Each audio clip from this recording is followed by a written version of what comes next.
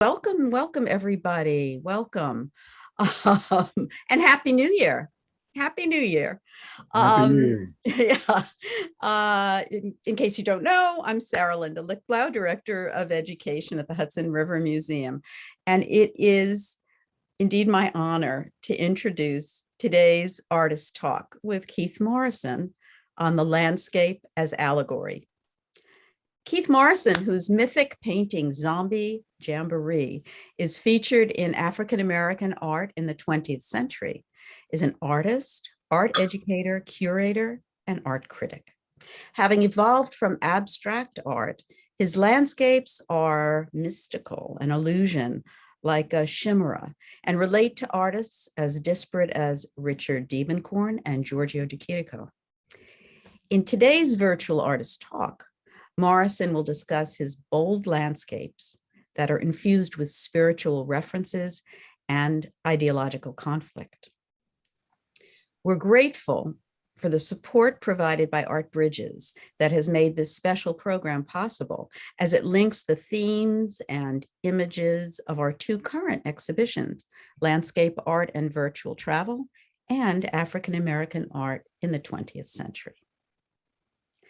To the audience, please note that your microphones have been muted upon entry, but you can control your video camera. You can also use the live transcript closed captioning option at the bottom of your screen by clicking the CC button and choosing the show subtitle option. Should you have questions for our speaker, you are invited to type them in the chat, and they'll be moderated throughout the conversation, which we anticipate will run approximately 1 hour. And now for a little more background on today's distinguished speaker. It is my pleasure to introduce my colleague, Laura Vukels, chair of the curatorial department, who oversaw the museum's installation of the exhibition on loan from the Smithsonian American Art Museum. Laura. Thanks, Sarah Linda. I can't tell you how happy I am to be here today. Sarah Linda and I have had the pleasure of going through the slides already with Keith, and they are just stunning. So Keith Morrison is not just an artist, he's also a curator, an art critic, an art educator, an administrator.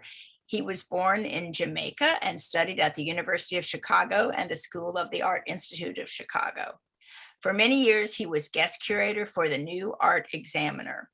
He's authored and contributed to many catalogs and books, including Art in Washington and its Afro-American Presence, Narratives of African-American Art and Identity, and African-American Visual Aesthetics, a Postmodern View, and many others. I mean, he's such a Renaissance man. He's curated exhibitions for many galleries and museums across the country and abroad, including Cuba and Jamaica. His paintings and prints have been collected and exhibited in galleries and museums internationally, including the National Gallery of Art, the Smithsonian American Museum, Art Museum, the Art Institute of Chicago, and the Philadelphia Museum of Art, and many, many more.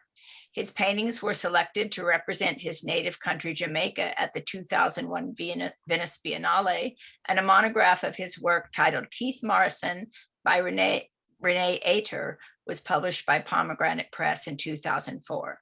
He's held the rank of professor and served as academic dean at 5 art schools and universities, including University of Illinois, University of Maryland, San Francisco State University, San Francisco Art Institute, and the Tyler School of Art. Among his many awards, Jamaica honors him with the national title, Commander of Distinction. And so I'm so happy to turn this program over to Keith Morrison, and I'm going to put on my other hat and start the slides. All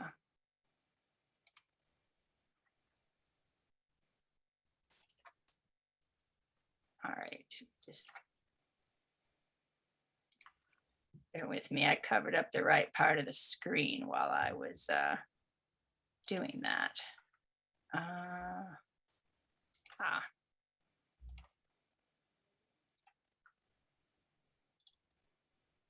Okay. Am I on? Yep, you're on. Okay, thank you. Everyone, mute your cell phones, and I hope I muted mine. Anyway, so the title of this is called Landscape as Allegory, and thank you for the opportunity to talk about them somewhat. The painting here is the one that's in the Hudson River Museum at the moment, Zombie Jamboree. It was done maybe 35 years ago. And it was done just about a few years after I switched from abstract art to figuration. And I carried over with me a number of the ideas that I did in abstract art and figuration. In fact, they still exist. But it's interesting for me in this particular painting, how I did it. And I transformed my relationship to abstraction over the years, as you'll see as I go through these landscapes. I should point out, however, that I don't consider myself primarily a landscape painter as such. Firstly, the paintings I really don't look at landscapes specifically and paint from them. They're all imaginative landscapes, and they allude to things which are often beyond the landscape. The landscapes tend to allude to things which have happened or which are about to happen. And sometimes they're supportive of things like figures such as this one within them. Musicians often speak about the bass, the timpani, the double bass as the foundation for the structure of their music. And in a sense, the landscape has served to be the foundation of a lot of imagery that I've put upon them. They're indispensable to the imagery on top of them. In other words, I don't just paint images and add a landscape as a background.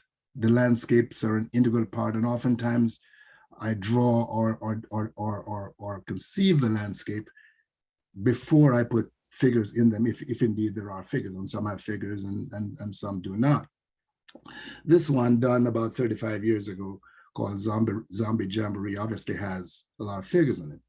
And at that time, I wanted to do a painting about the dance. The dance is a theme that many artists over the years have used, largely because it allows them to make patterned relationships that seem coherent and seem somewhat convincing. You can do it other ways. You can do action figures and the like if you're an action figure painter.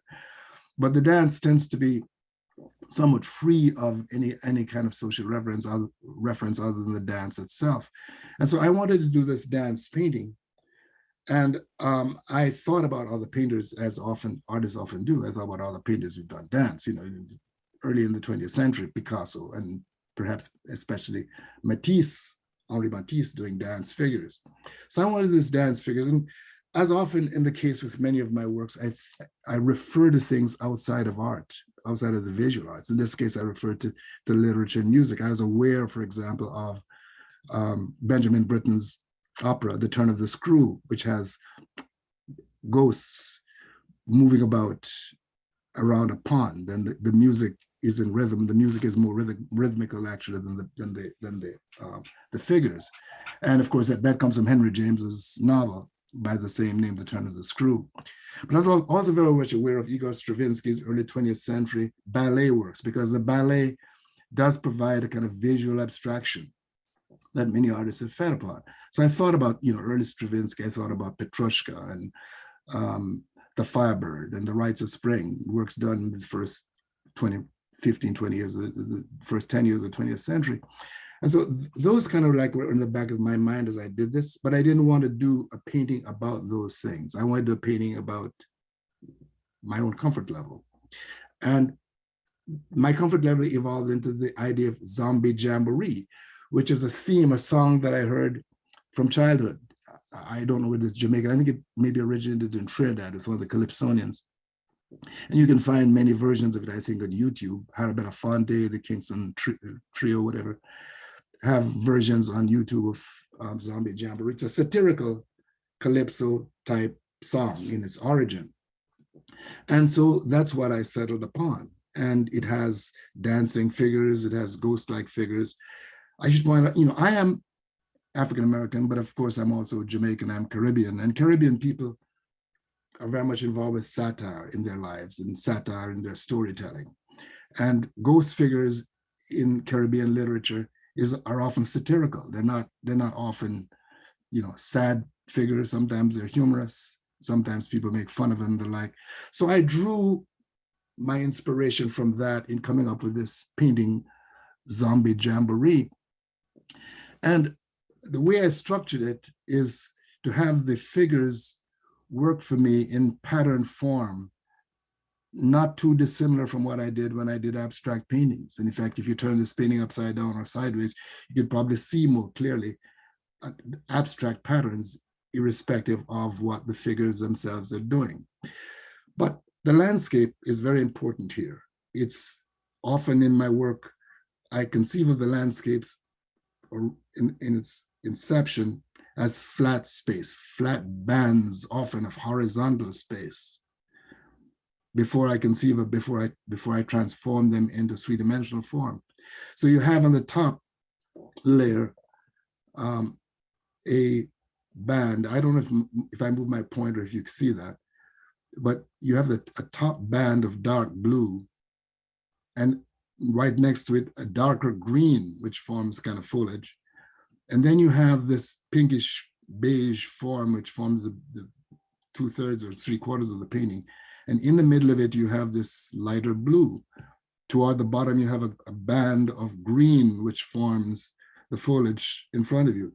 So there's several bands here, 4 or 5 bands. I think of it abstractly before I actually put the figures in. And then I work the figures in relationship to the bands so that they all work, they interlock. The figures interlock with one another, and they interlock with the background as well.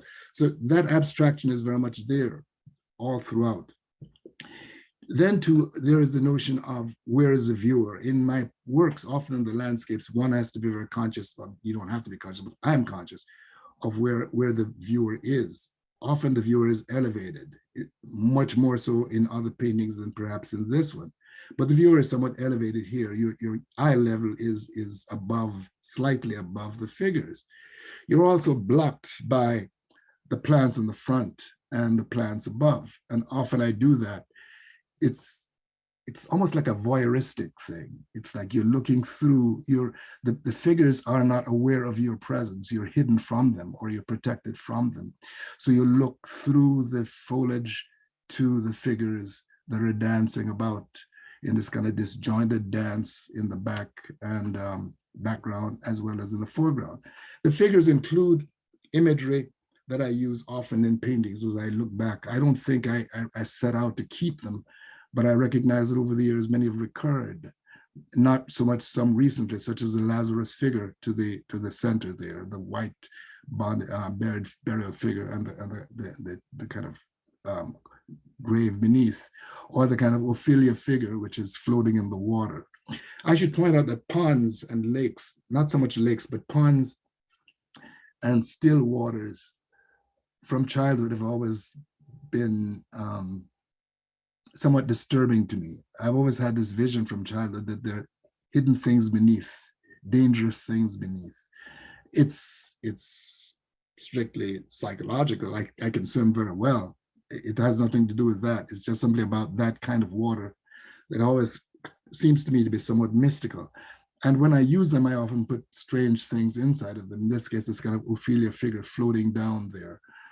But nothing else is in the pond. It's all around the pond, in the foreground and in the background. So in a sense, this painting is a harbinger of things to come in my work. The use of space, which is based on flat forms, which are transformed into three-dimensional forms.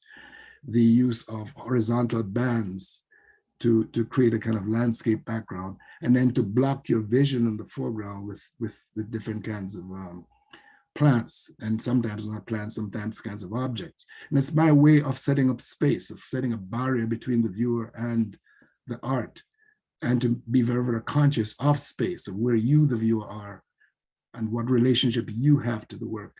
You're not in the work, but you're a part of it, and you have to, search your way around in a sense to see it. So may I have the next slide, please? Hold on. There, is that it? Yeah, that's the next one. This one is called, actually, I've called it many things over the years. More recently, I've come to call it freedom.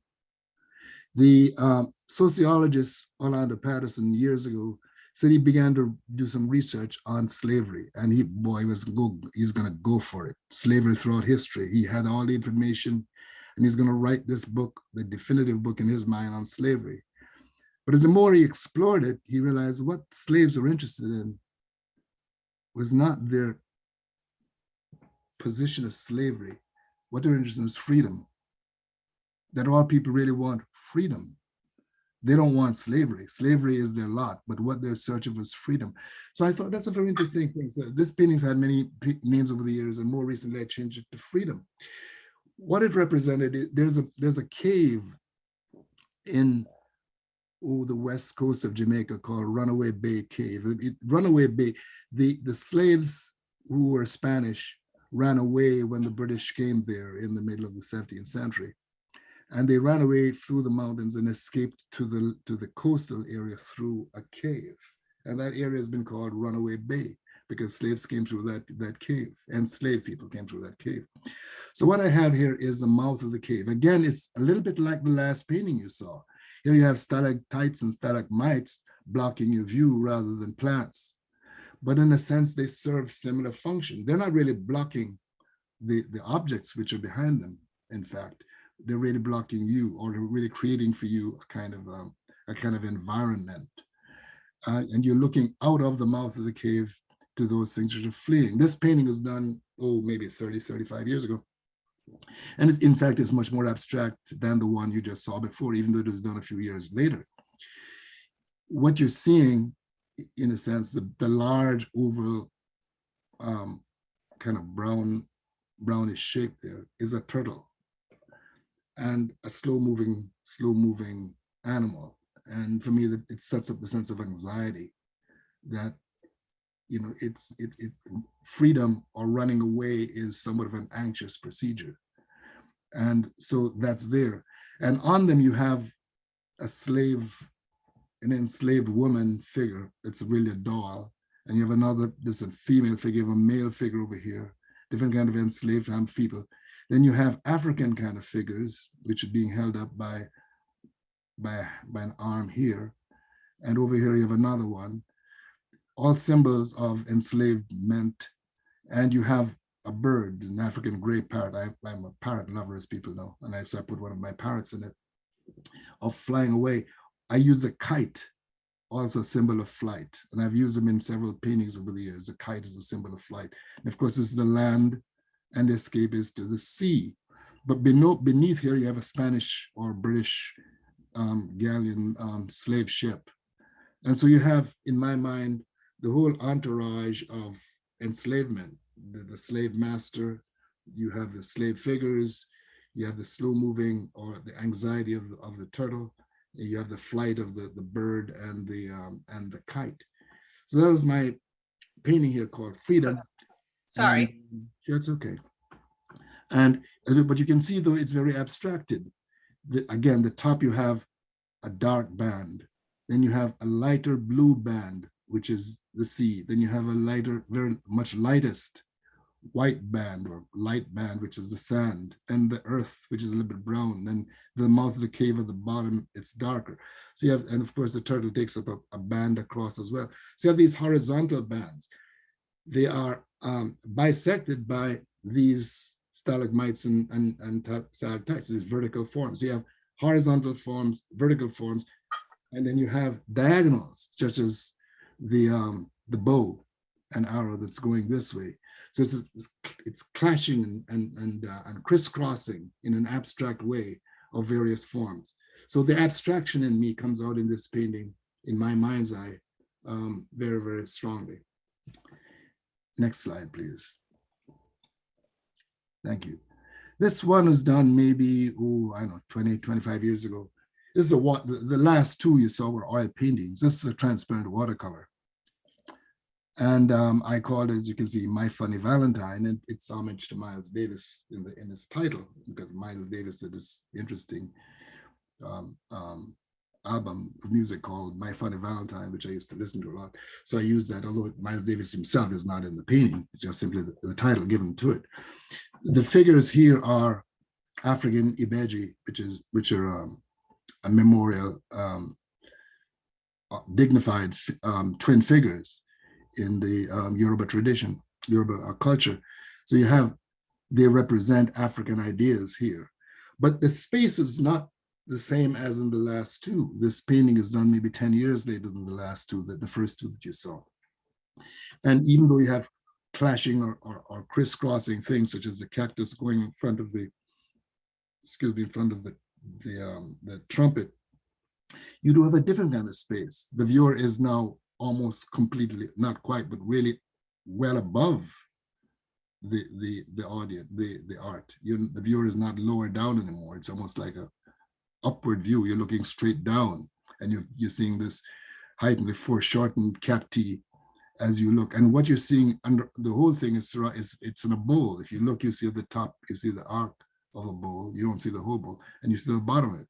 So this whole thing takes place in like a bowl, and the space is then distorted and converted. You have the figures being much, much smaller than the plants around them.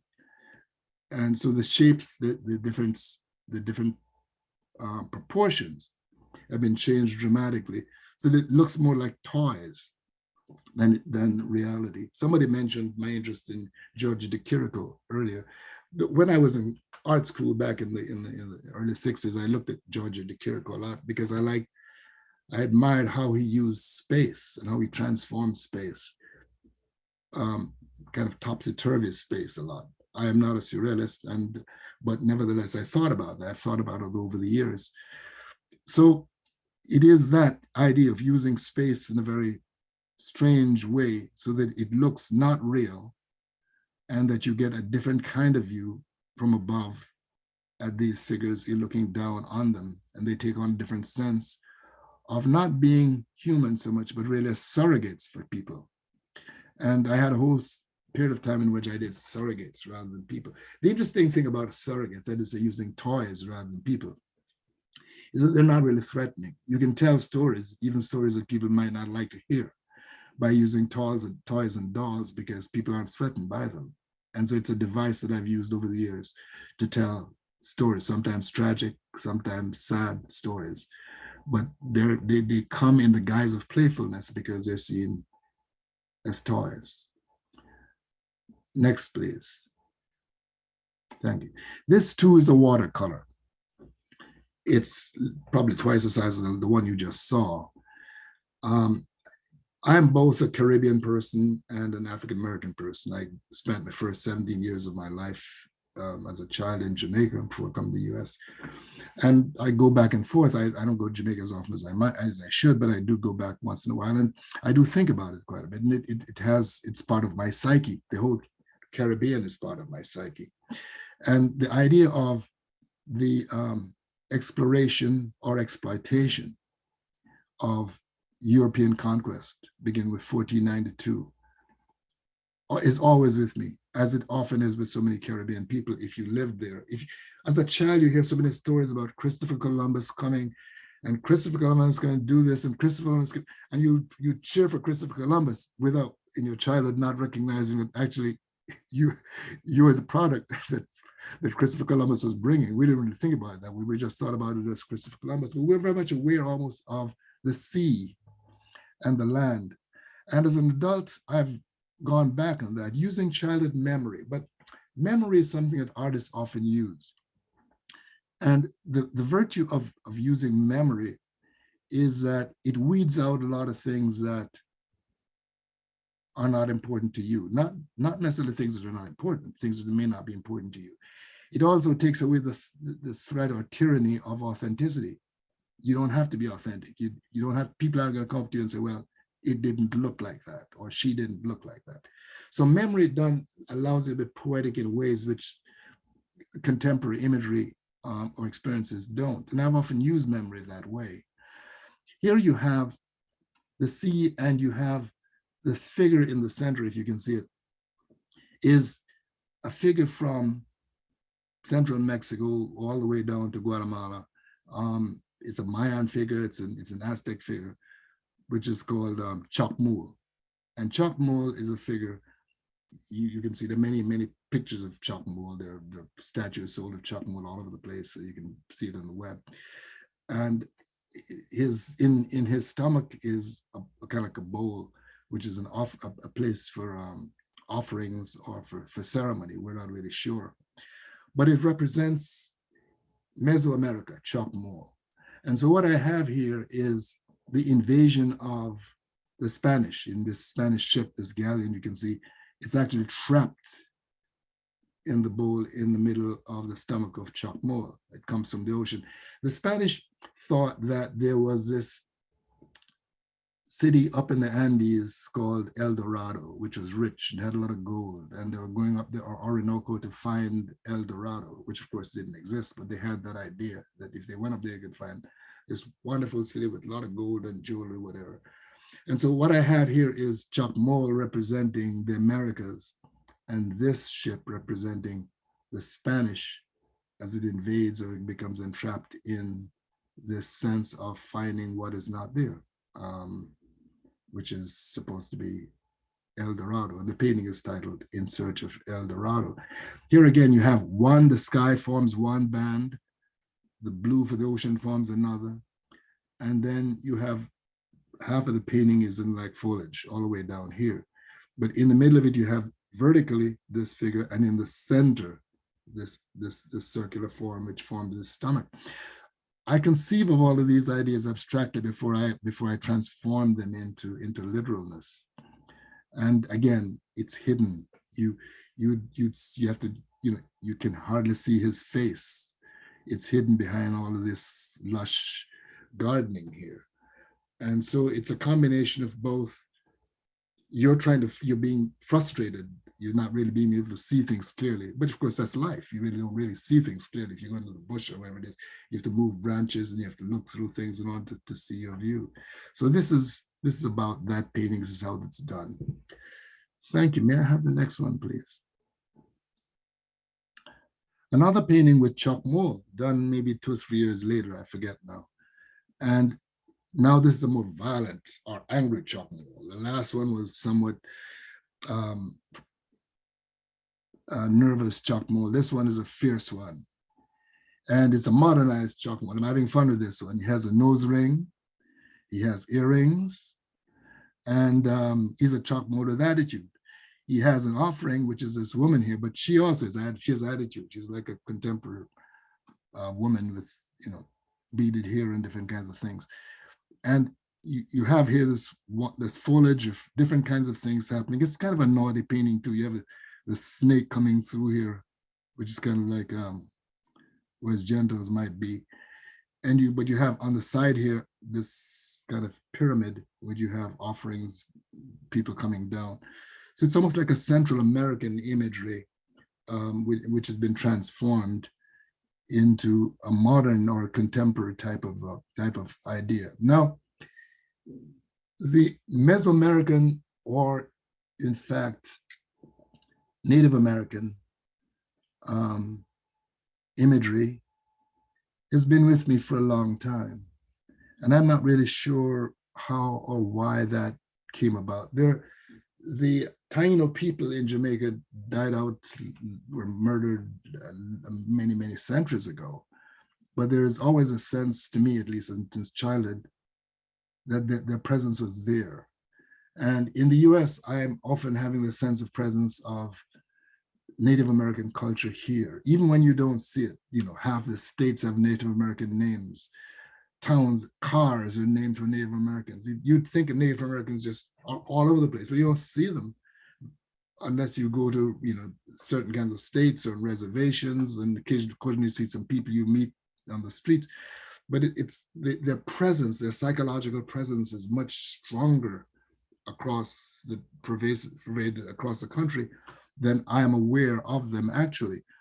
And it's in my art and it's in my blood. And I'm always trying to reconcile a relationship between Native Americans and American children, and also African Americans, because many African Americans lived with, and for centuries lived with Native American people, and many African Americans have Native American families.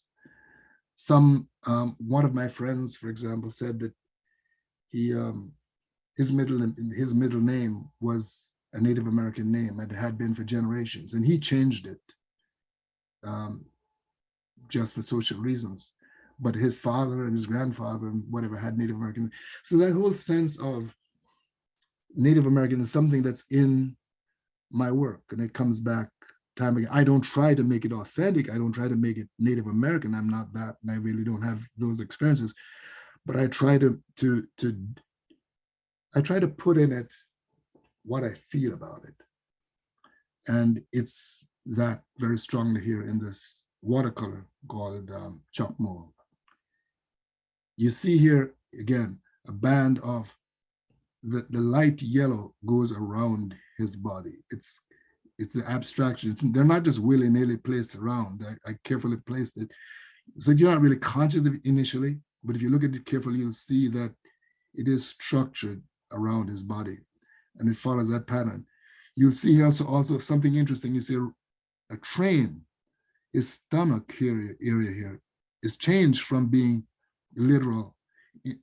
In scale, you have a train which is running around. Now, trains are very important to me.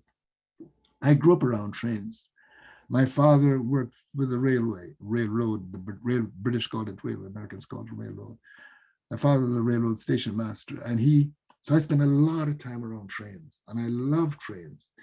But trains also, for me, have to do with journey, and African Americans, poetry and whatever, talk a lot about trains, mythologically, taking trains to somewhere, going on a journey. So, this train, the journey train. So in my work, you'll often see a lot of trains. Change, please. Keith, I'm sorry to interrupt, but we do have a question about the significance of the female figure in the bowl and possibly why the feet are so enlarged and they're so much bigger than the rest of her. Well, the offering, we're told, so we're not really sure, is often, a female figure is being offered to the gods. Well, I didn't want to put, a female figure that was either impotent or docile. I wanted a female figure with attitude, and so I made it humorous. So that humor would change it from being a sacrifice to being almost a mockery. Yeah. That she is more mocking than she's being sacrificial. And the reason why her feet are larger is, again, it's cartoonish. It's to make it look as if it's not real. So you don't believe that this is a real person there. Right. Just the same, but you don't believe he's a real person, because he wouldn't be with nose rings and earrings and the like. So it's transforming culture, but also it's tongue in cheek. That's the point. Thank you. Yeah, it's she's almost challenging him. It's interesting. Thanks. That was a question from the chat. Sure. Thanks. You're welcome. This one, Lagoon, again, it's the Spanish. The Smithsonian did a show called 1492, long time ago, when I lived in Washington in 1980s, really. And they glorified it as 1492 as this really great time when so many things happened. Europeans went there, whatever it was. And I remember I was doing a television show at the time. I said, but this is still so wrong. It's a time of total trauma for millions of people. Their lives disrupted, the world's changed for hell for them. It wasn't a time of celebration. It wasn't some world's fair. It was horror. And so the trauma of 1492 of the Spanish ship coming through here, interrupting this peaceful lagoon. And like the world is about to change. It hasn't changed yet, but this is a symbol of what is to come, that the world for these people and for whoever lived here is going to be forever destroyed, or if not destroyed, certainly transformed. I'm not necessarily trying to be political. I'm not saying they had this glorious life and I'm just saying that, but the look, the environment, whatever, It's going to be changed forever. And so I wanted to give that sense here of this ship coming up this lagoon, seemingly innocent, but surrounded by all of this plant life and animals and this bird. I don't know what kind of bird, that's probably a Hyacinth macaw from South America, but be that as it may, it's that kind of environment that I wanted to create. It's much more, the abstraction now is much more straight in your face. It's not so distant as with the first one, the ones that you saw before, where the space was more deep. Here it's flatter. It's almost like you're looking through a mask. The mask is right up onto your face, and you're looking through this mask of foliage to the ship, which is coming. This strange object, which you probably don't even know what it is. It's coming toward you. Okay. Next one, please. Another watercolor, done some years after that one. It's about the landscape, but it's abstraction. It's almost like Kandinsky in a way. And Kandinsky is an early love of mine. And I've always enjoyed, still love Kandinsky, the organization of his, especially his earlier works, which in fact came out of landscapes, crisscrossing organic patterns and forms. This is what this has, but it really is looking into the water, into a river, into a stream here, and either debris or whatever it is that typically is in the water. But you also see little clues of an Native American Indian arrow. So it's like this innocent stream, but in it, nevertheless, is embedded certain history, a certain cultural history, which you really don't perceive just simply walking by. It catches your attention after you've looked at it quite a bit. And that's, again, something that I've come to, I have not had that experience, but other people have had, of finding an arrow or something, or some kind of instrument that Native people used, which have become part of the landscape. So I wanted to do this painting, which is very abstract in my mind, kind of reminiscent of Kandinsky, but about this very simplified forms of what you might probably find if you look into the water, or what could be there, which tells you something about the history, as much about the history as other things which are more pronounced. The color is pretty homogeneous. You can see, and sometimes I use clashing colors, but here the colors are homogeneous because I want you to be able to see the various things in it rather than be distracted by the color. You have two horizontal forms here, one here and one on top, and you have a bisection of other things coming across, and you have organic forms in between, all around. Thank you. May I have the next one? This one is similar, but certainly not the same. What you have here it's again kind of a ritual in the water. There are different kinds of figures, some human, some animal, having different kinds of ritual within the water. The plants themselves are not real. Some of them, such as the ones to the left, have human decorations on them. So it's a mixture of animal and human growth, overgrowing the whole landscape, and embedded in the middle are these different kinds of figures. This one almost like again, another kind of Lazarus figure, or maybe a baptism. And you have a kind of prayer here, but you have different kinds of spiritual forms, not just simply one, all embedded within this mysterious landscape. Again, in front of you, blocking your view somewhat, but not really blocking you, but really making a demarcation of where you are these kind of slight horizontal forms. And again, at the top, other ones. Dark band to the first third, and the last third a little bit lighter.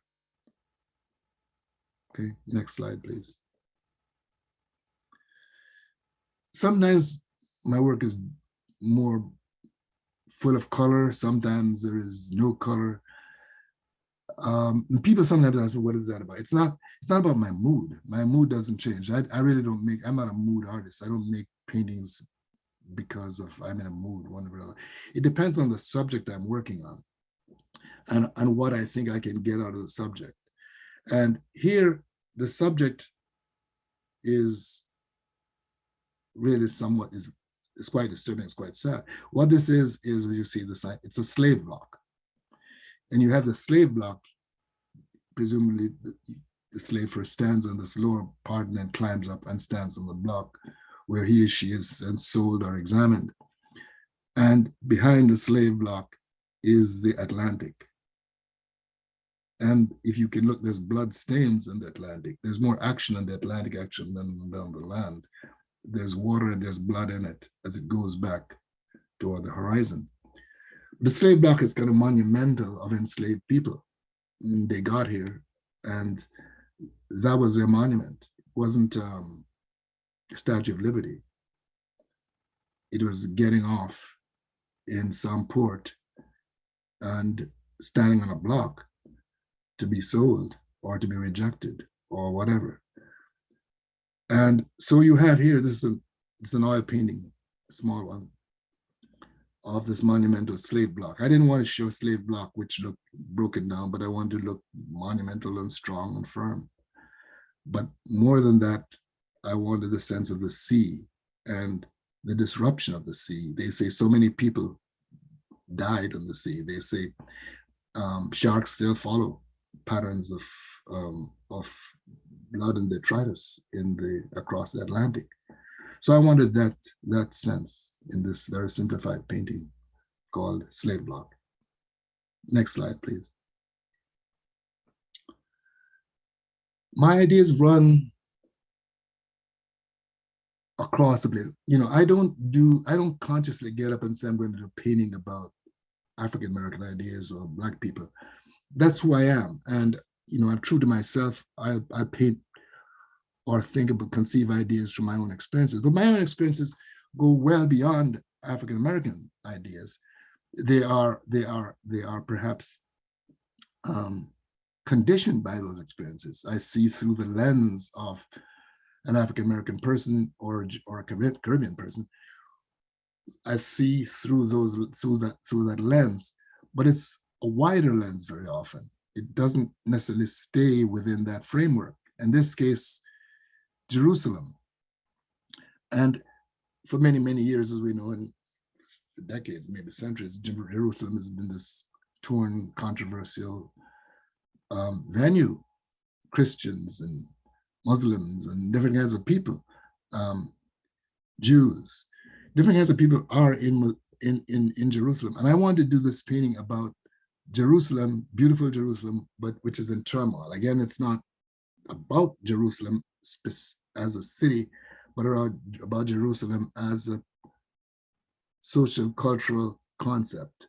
And the painting, I don't know if you can see it here, it's done on the background, which is really the landscape of it, is a chessboard. And if you look, you can see the chessboard all the way through here, hidden. And on the chessboard are chess pieces, some lying down, some dead, some standing, because I think of Jerusalem, or I thought of Jerusalem as war. It's a religious and cultural war, and there are mosques, there are churches, there are synagogues in this painting, all on the chessboard. And in lieu of people are the chess pieces, some fallen, some standing. So it's that sense of Jerusalem as a place of conflict, beautiful place, beautiful things, but a place of conflict that I wanted to paint about here. And the landscape is the chessboard, goes back to the sea back there, all on top of it are these figures. I have the next one, please. Katrina, as we know, is this hurricane that brought such destruction and symbolically destruction to New Orleans. And I wanted to do a painting about Katrina. And the metaphor is Noah's Ark, which you see here. The stadium in which so many people were housed and so many people were blocked out and couldn't get into and they died. I conceive not as a stadium, but as Noah's Ark and the water as the flood. And what you have here is a guitar body holding the water and the ark, and the levee is breached here as the water flows in. And I had difficulty painting this because I wanted, first I painted the boat, the ark, in the bottom of the guitar case without any water. Then I painted some instruments and some corpse or two at the bottom, and then I painted water over them. Then I added some more fish and some more bodies, and I painted over that too. And then I got to the surface, and on the surface I have bodies floating. So I kind of filled my tank very slowly to get up to this, and then you have bodies hanging from it. And of course, outside of the levee, you have buildings. This is a whole landscape here about Noah's Ark, my biblical reference to Katrina. One color blue, one kind of gray, red on the top, and outside you have a brownish color forming the whole. Sharks and bodies in the water, everything closed in. Next one, please. The Atlantic, just simply the sea, looking perhaps westward to the Americas, but you're not really sure what's in the Atlantic, this flat, vast sea that you're seeing at night. There are things in it, maybe, I don't know, maybe people, maybe not, maybe just simply detritus. But whatever is there, it's not a simple or calm place. There's something going on beneath there. But I wanted to keep it very simplified. This dark blue, this lighter blue, and this, just the light coming from the sun right there, formed the Atlantic. Okay. Thank you. The Juju Table. What you have is much more of a landscape here, all the way through here, all the way to the sea with this, with the moon coming by, moonlight coming across. Then you have here, down in the belly of this, you have a table which is set with plates and cutlery, some food, not a lot. Obviously, it would appear that the meal has already happened. Nobody's there. It's all gone. Only the light. And you can see some decay. It's suggestive. You really don't see exactly what's happening. You have to kind of imagine what has happened, since it's not a very peaceful environment down there. And what it is really is the sense of insecurity or foreboding that slave masters had at mealtime, often in plantations, where they'd be poisoned. And there's that sense here of, you find probably a snake, I think, running through there. There's a sense of death atop that table. And the Juju Table is a poisonous place. People die there. Slave masters died there, or thought they would die there, or might die there. There's that sense of anxiety of not knowing exactly what it is. Often in my paintings, you really don't know exactly what is happening. It looks like sometimes something has happened, or it looks like something might happen. It's an idea I got.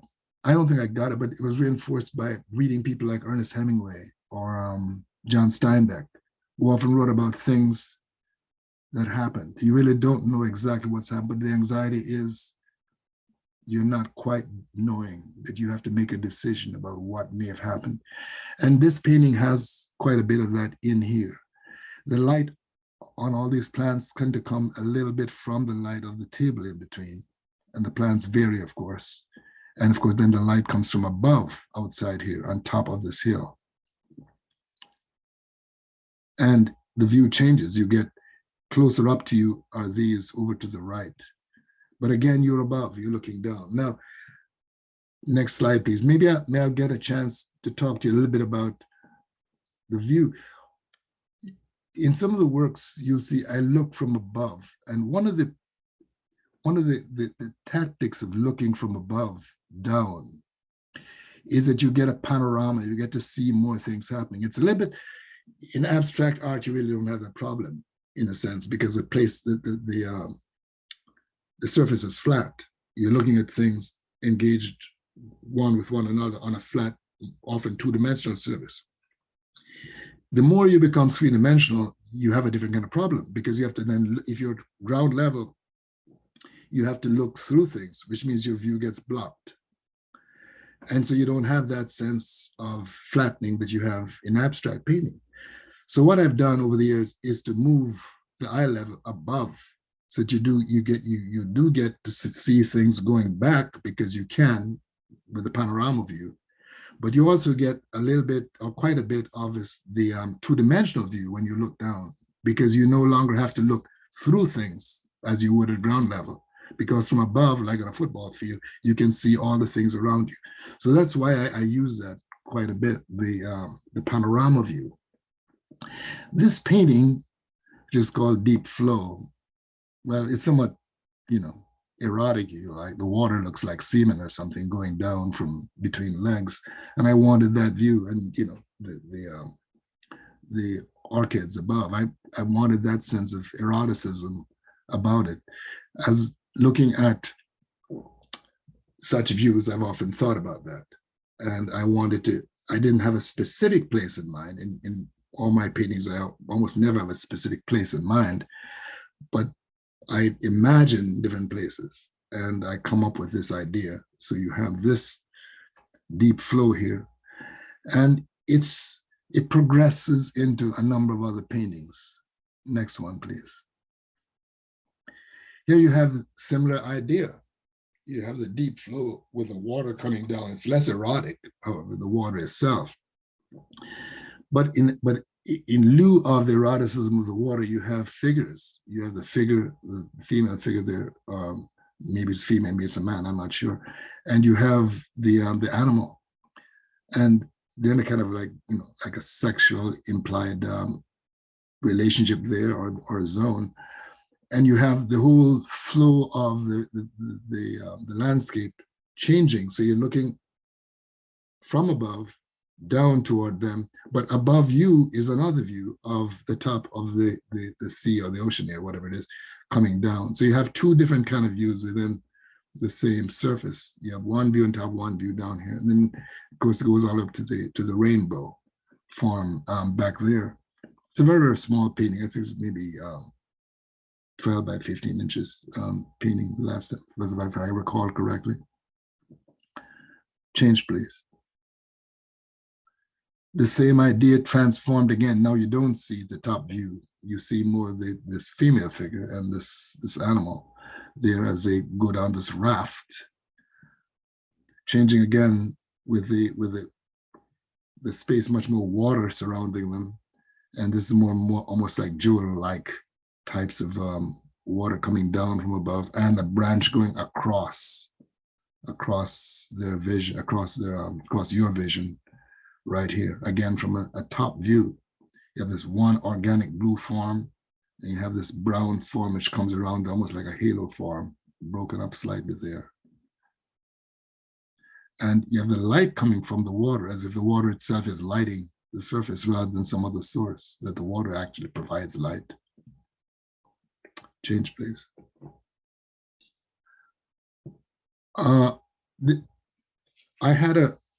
When I was a child, there was this bridge that scared me all the time. It wasn't a footbridge. Trucks and cars went over it. Not too many were there. It wasn't highly traveled, but it accommodated trucks and cars. But the few times I walked across it, it would wobble, and I was always afraid of it. And I was especially afraid of it at night. I never, ever went near that bridge at night. My grandmother lived about half a mile away, up in the hill, and I never came down that bridge. In fact, more recently, I met a couple of guys I knew when they were little boys, and they lived on the other side of it, and we didn't talk about it then, but we talked about it recently. I said, you know that bridge? And I said, it was scary. I said, you think it's scary? Try coming home at night when you're a little kid. All the big boys would run away and run across the bridge and leave you to follow. And you'd be scared. You wouldn't want to go across it. I said, well, they gave me that same fear. Fortunately, I never had to go across it. But I decided to do a painting about my fear of this bridge. But I made mine into a footbridge because of how I thought about it. I thought about it as this very unstable type bridge with danger lurking beneath. I always thought there was somebody dead or something inside that water, that river beneath it. And I could never imagine why anybody would want to go onto that river, although many, many people did, not in that area, but all around it. You can't see where the bridge is going or where it's coming from, but it's simply there. It's an oil painting. It's maybe 40 by 50 inches or so. Again, one band of color right across here, the top, the blue forms another, and the brown forms, and the bisection is this, going right across it. Change, please. Thank you. Hawk Mountain is in Pennsylvania. It's in the Appalachian Mountains of Pennsylvania. It's an area where hawks and eagles travel in the fall as they go south. And for some reason, they come all the way through there, and you can stand on the edge of this mountain and you see them coming right by you. They come straight past you, and it's a big tourist attraction. And my wife and I, Susan and I, went there and saw them once. And I did several paintings about Hawk Mountain, of the hawks flying by. I did these eggs for reference in terms of scale. And the road, again, it's fictitious. I have no picture. I took no photographs of Hawk Mountain. I made it up. I never really paint from photographs. Sometimes I use them for reference if I want to see what something actually looks like. And it's not out of some principle, it's just that my mind doesn't work that way. If I begin to do something, I'll change and I'll move it around, and the photographs won't necessarily follow. It's monochromatic except for this bird, which is in here, this hawk, which has much more color than the hawks that I saw would have. And I wanted the hawk to look as if it were coming out of the rock as much as it were going by. It's really a part of the rock. Okay. Again, simplified forms, one brown here, another one here, a third here, and then this one interrupting it. Okay. Change, please. The Native American idea comes up again and again in my work. Here you have, to the bottom, a village. Again, there are no people. You really don't know what is going on. There's a kind of a sign or memorial sign in the middle of the village, and this strong totemic figure there. And it's almost as if the whole village, the scene, has created the landscape, or has enlivened the landscape, as if they're one and the same. In that sense that their cultural psyche is embedded in the landscape, and it's a part of the environment. I wanted to get that sense of it. It's like a magical feeling rather than one that is literal. Again, this is not in a specific place. It's all just imaginative as to what could be there. I've never seen a village like that. I simply invented it, and the landscape as well, including the lighting patterns, the stream running through it. Thank you. Another one similar to that, called Monument of Spirits. Again, it's a village which is no longer occupied. It's, people left it long ago, and what you see, it's empty, but it looks ceremonial in some kind of way, almost like it could be a table. But it's a village on top of a hill, and the village, the remnants of it, echo the mountains behind. I did do some research on on such buildings and how they would fit and how they would work. But then I used that to create my own little village here of spaces for food, spaces for living, and spaces for other kinds of ceremonial functions in the middle of the mountain. All similar colors, all light brown colors. And I had to do that to make these forms somewhat reddish in order to make a separation. If I didn't, then you'd have gotten lost. These all become one and the same. But rather than change the whole thing, I changed those three so that they became demarcation of where you are in space, that the space is back here. Notice too that the darker areas are right in here. In this one in front of you, in fact, you and the space that you're seeing in front of you is in silhouette. So the darkest space is actually totally in front, the silhouette, which cuts three figures here. Then you go to these, and then you go to this.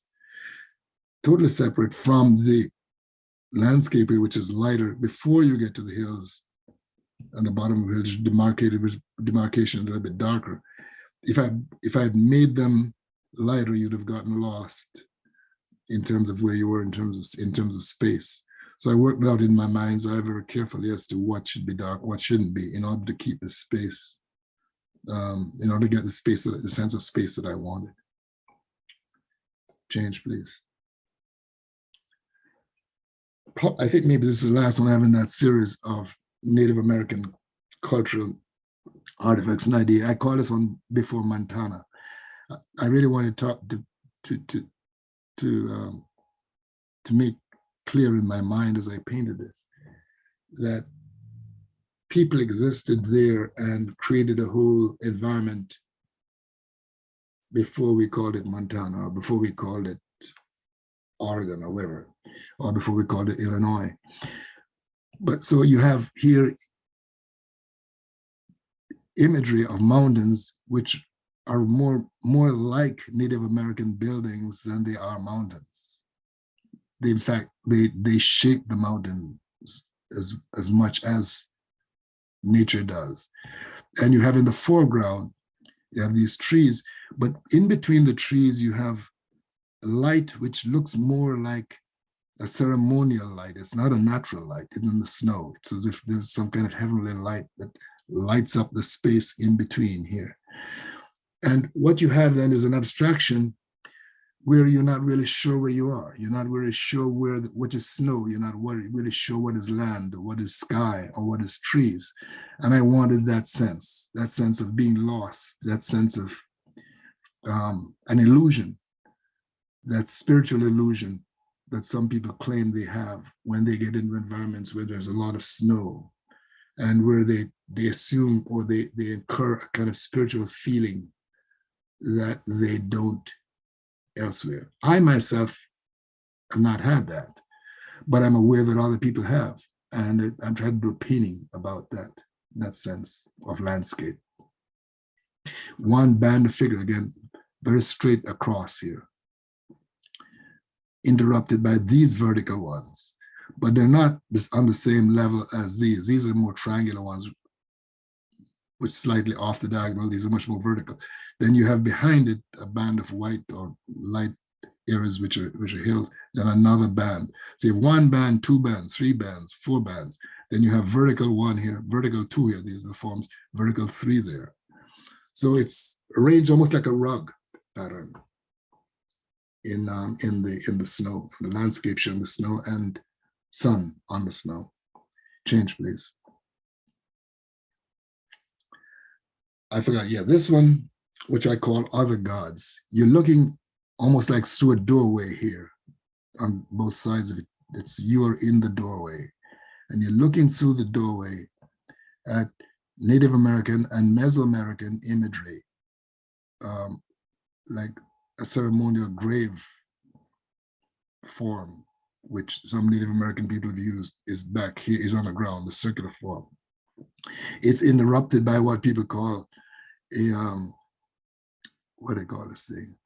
It's actually Native American people call it many, many things, but people always associated with charms but it's not really that. It has many, many meanings for different kinds of people.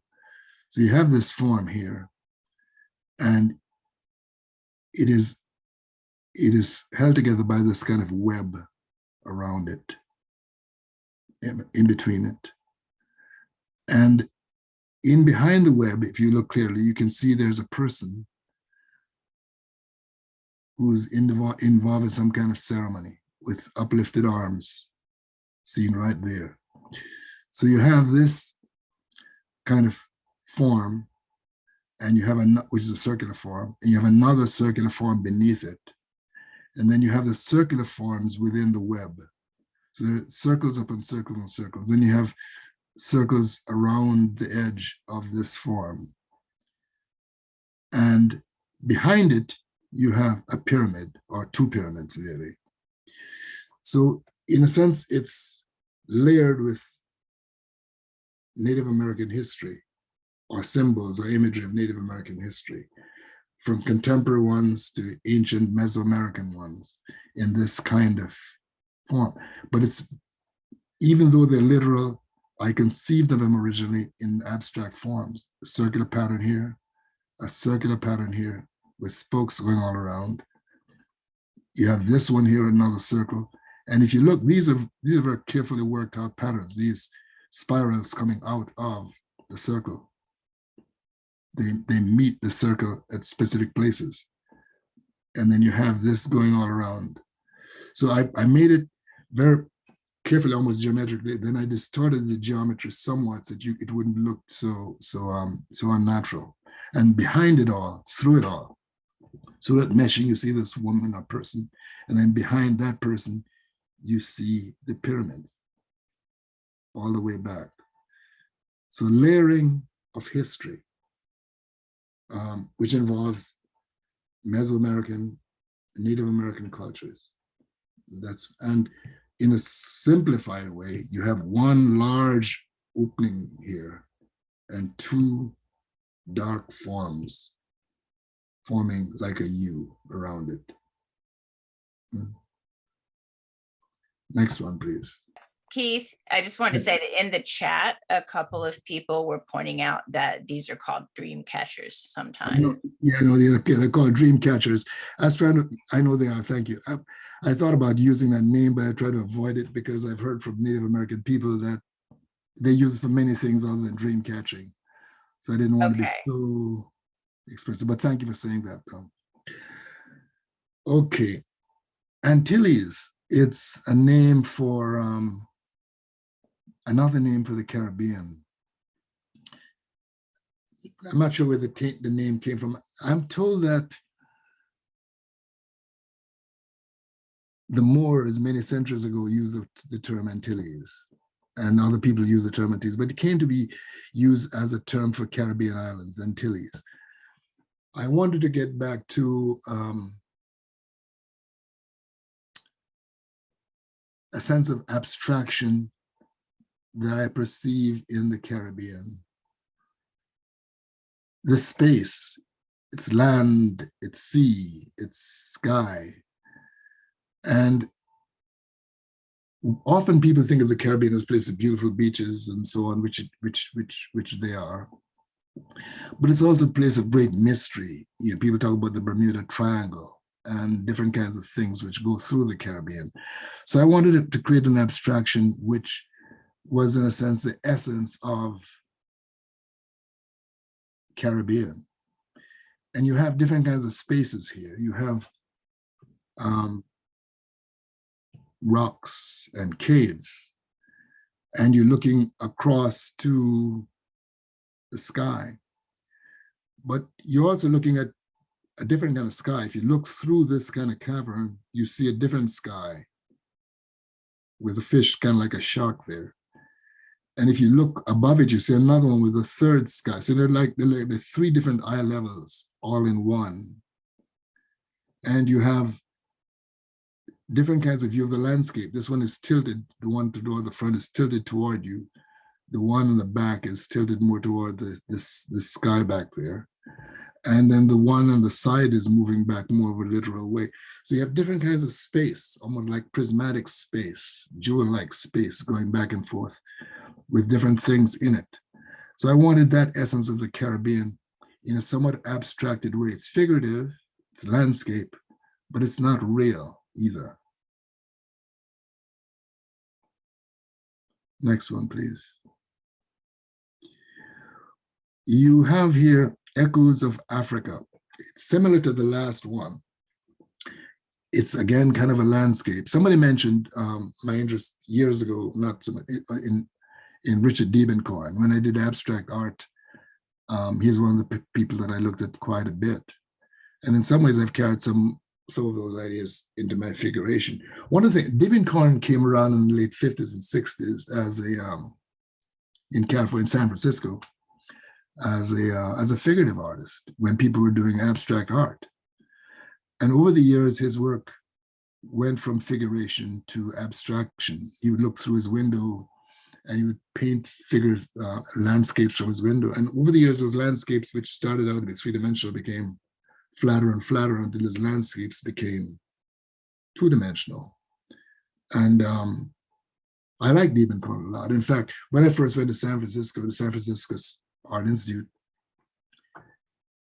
they gave me the Diebenkorn room to teach in. And I was very honored because it was named for Richard Diebenkorn. I never met Richard Diebenkorn. In fact, he died a couple of years later, but I never met him.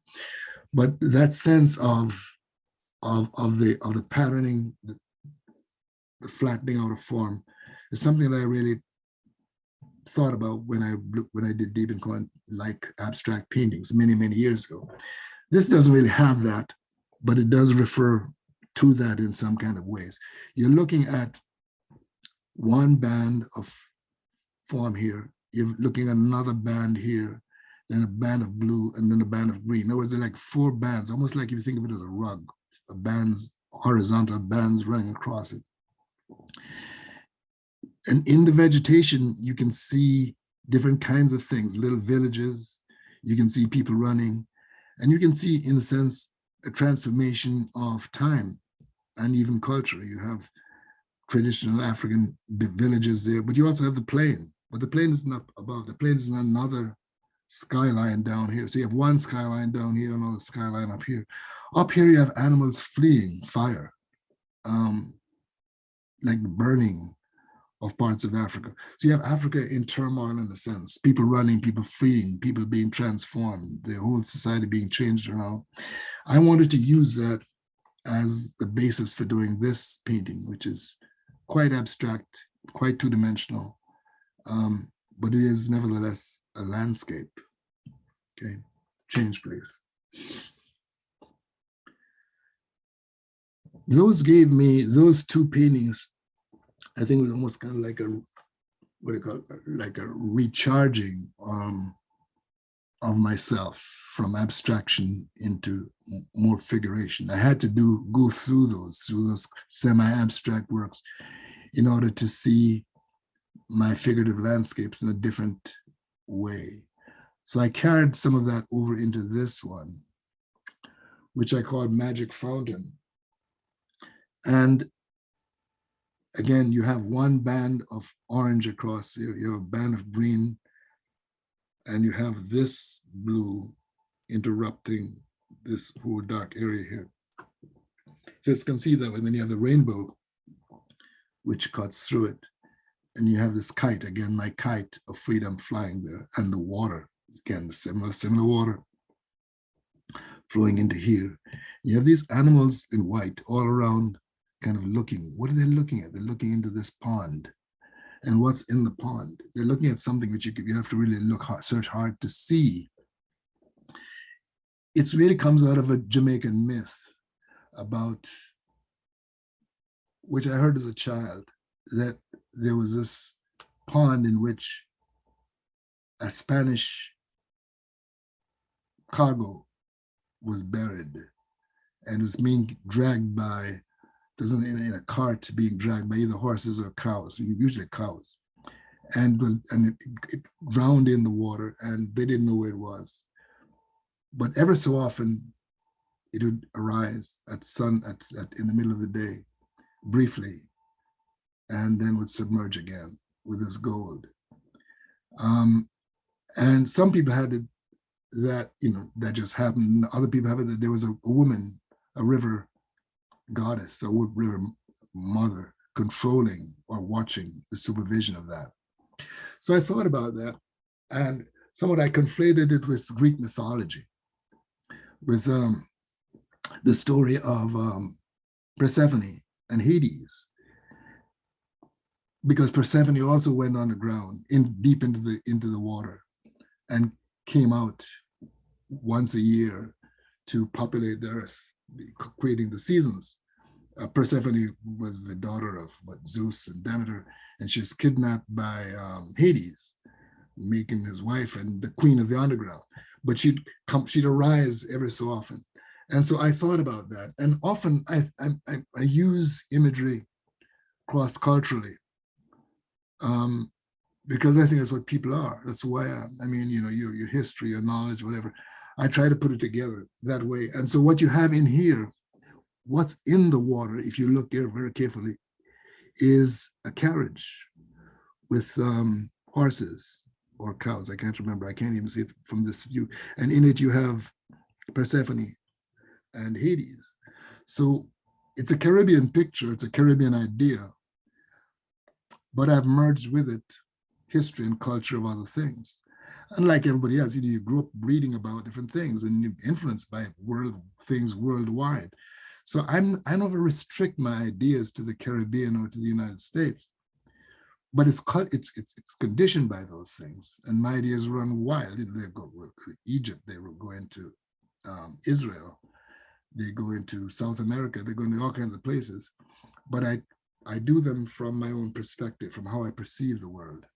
What you have here, again, I talked about the horizontal bands in the landscape, but over it, populated on top of it, are these plants. And in front of you, again, right in front of you, blocking your view in some ways, are some other plants here.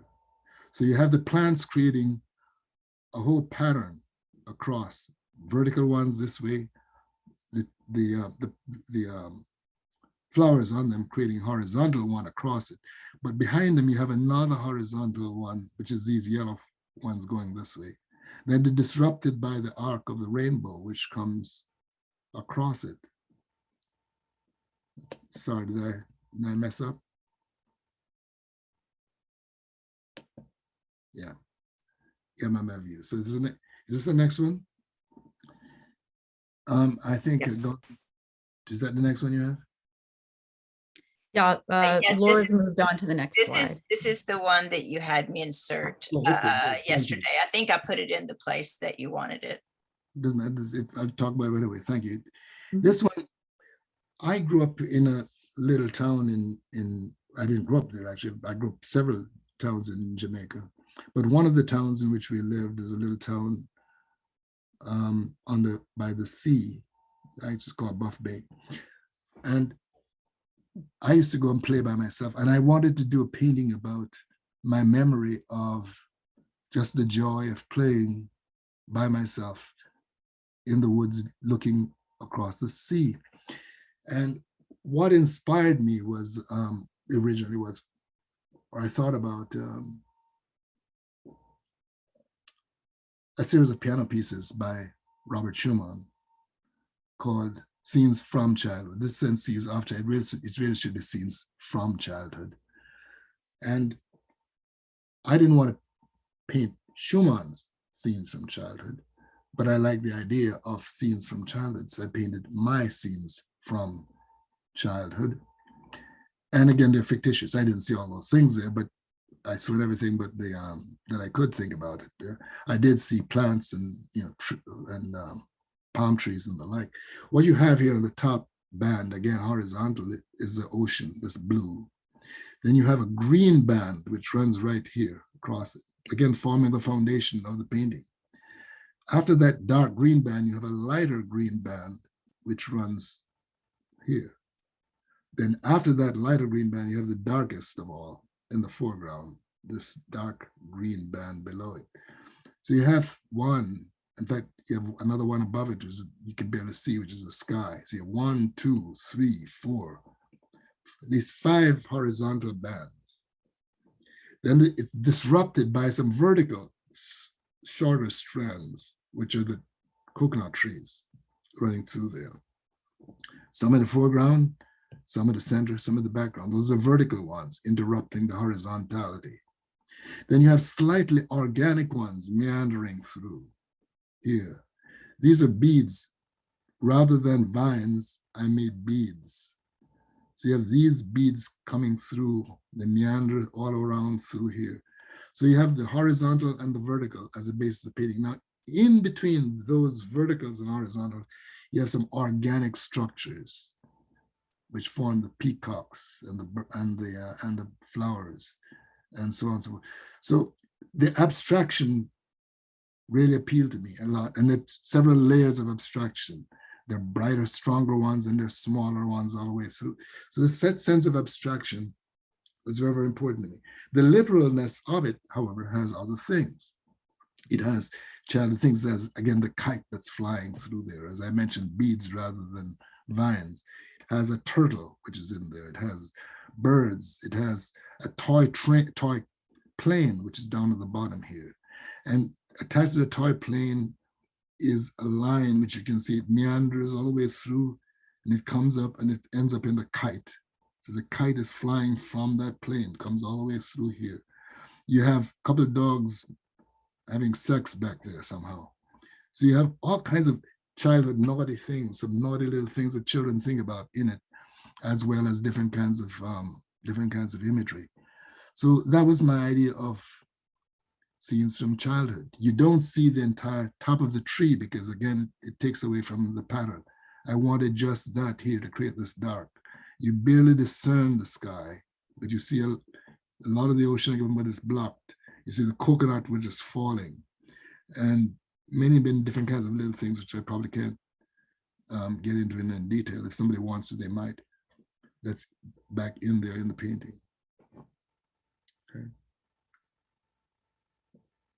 Similar to scenes from childhood from the same town. Again, I've not been to this town in maybe 35, 40 years. So I think it exists, Buff Bay.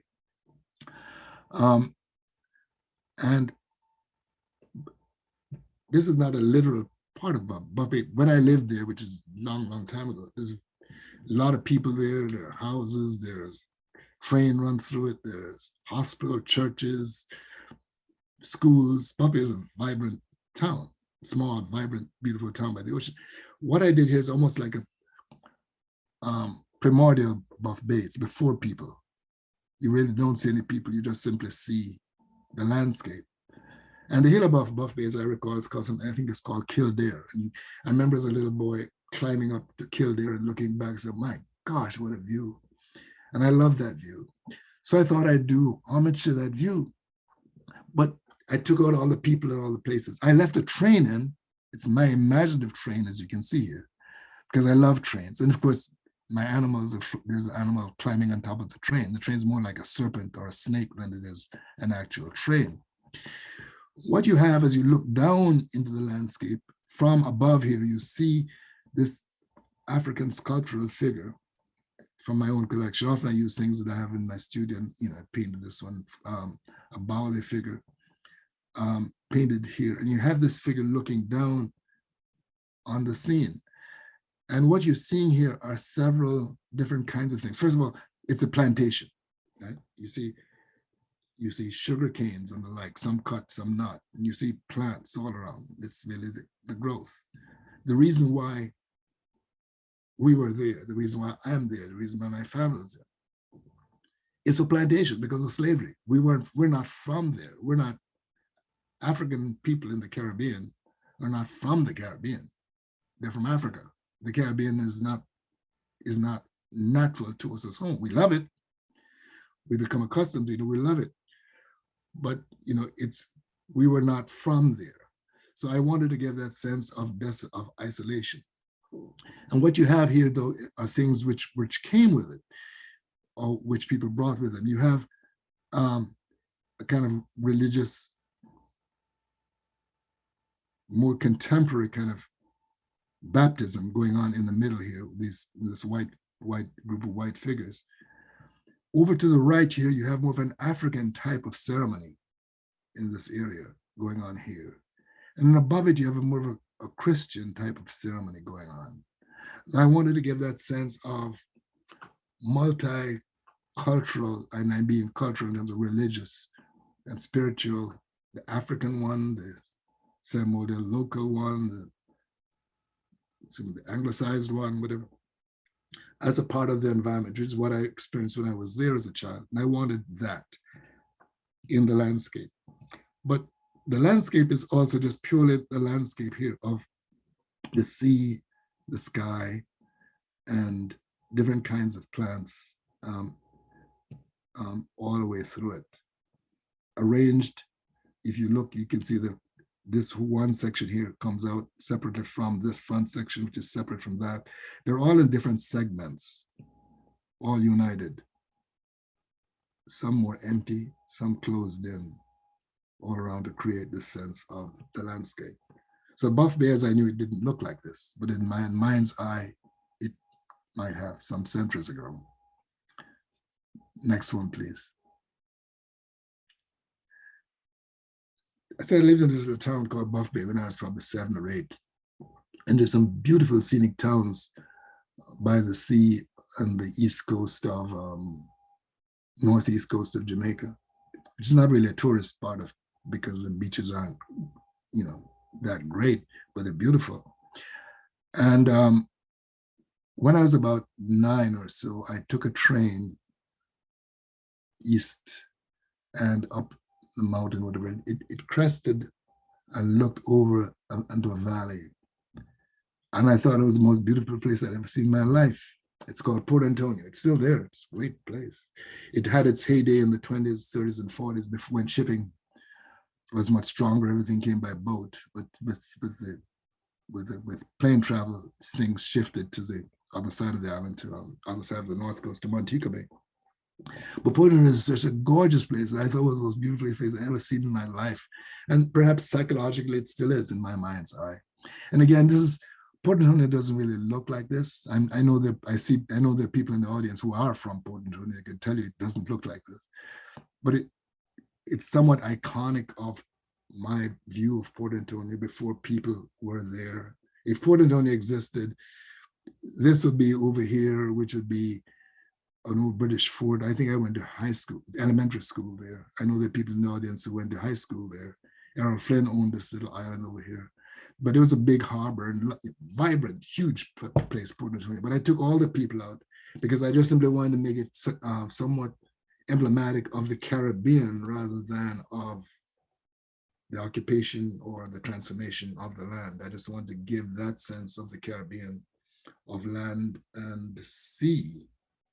And it's a Caribbean I love. I just love it. I don't live there, but it's in my blood. And I wanted to do this painting. Again, it's kind of abstracted in many ways. If you look at this blue, could form just simply an abstract, pure abstract shape, like Robert Motherwell or somebody. And then the green forms yet another shape. So it's a green protruding into the blue, with the part of it being chipped away. But within the green, you have these little areas of empty space and so on and forth. A lot of detailed little things here. And the water changes its color subtly all the way through in my painting called Caribbean. Next one, please. The Haitian Revolution occurred, but early in the 19th century, 1808 or something. And one of its leaders who became president was Henri Christophe. Well, at the time, he and they were very afraid that the French would invade Haiti, which had just become the Republic of Haiti. The French would try to recapture Haiti. So they built a lot of fortresses around the country in anticipation of that possibility. But central to that was this building called La Citadelle, which is there. You can, if you don't know it, you can go online. You can look at the hundreds of pictures of it on the web all the time. It's a fascinating building, huge building, and it's considered one of the great monuments of the Americas. La Citadelle, I think Henri Christophe began the building before he became president. He died in 1820 or something, and it wasn't quite finished. But thousands of many, they say 10, 15,000 people came together to build this building. And what it was supposed to be their stronghold in the event of a French invasion. They would burn all the plantations, and the French would be out of food, and they would occupy this. It had rooms for maybe, I don't know, 50 or 100 people, for soldiers, had room for plants, and not plants, for animals, and lots of armaments.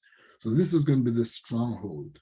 The French didn't invade, and the building was never quite finished. And I think people go there just simply to visit as tourists. But I've always been fascinated with this building as this huge, almost like a tomb in the middle of the landscape. And so I wanted to do this painting about the sense of spirituality of the land. And it's populated not only with plants and so forth, but with imagery from the voodoo religion, imagery from the gods of the law. One here, another down there, third away, I think Ogun, the god of war, Dumbala here, here's sometimes transformed into a snake, and different kinds of animals in it. So you have this sense of the voodoo spirituality around this building, at least in my painting. And the building itself almost emanates light. It's almost as if there's no light that's coming, that there's light coming from it without electricity, without any kind of natural light, but just the building itself sparkles with light as you get this. And then there's this rainbow. Often, as you might know, I do rainbows.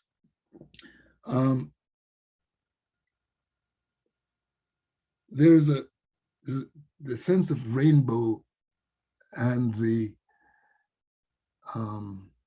anticipation or anxiety about change in the future is something which is a part of African American literature, and is a part of, I suppose, part of my psyche about the world to come, or what may happen to come.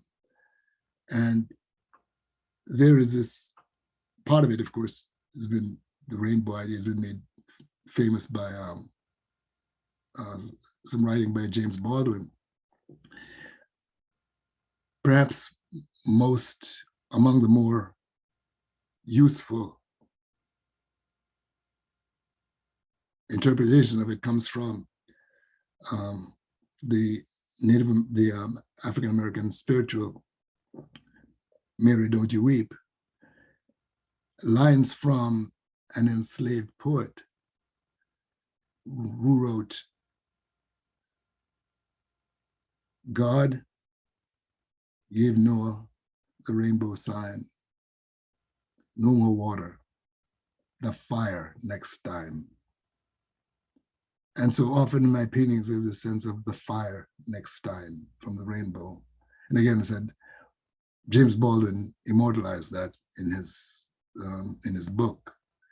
But that sense of the past history, and with all its accoutrement, some good, not bad, but the sense that the world is transforming, or has transformed, or is about to be transformed for biblical people into a new world, for other people into huge social change.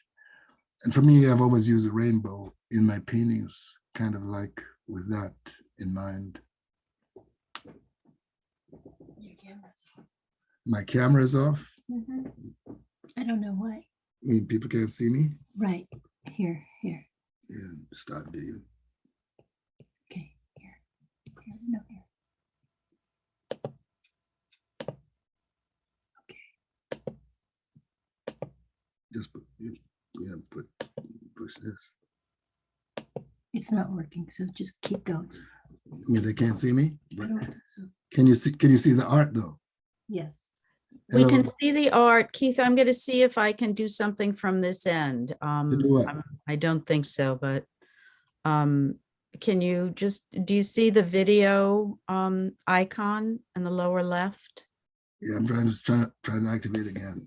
Can Mm. you see me now? It's not working. Shame. All right, I'll try here. Why don't you just But please they can't, continue. they don't have to see me, they just see the art, right? We'll see the art, It's exactly. not about me. I'm happy if you don't see me. Me, I can go to deep and finish this and you won't know. Anyway, the art is the art, is speaking for itself, but please do go ahead. I much prefer not to be seen, Nick, believe me. So this one is called Queen Nanny of the Maroons. And for those who might not know, Queen Nanny,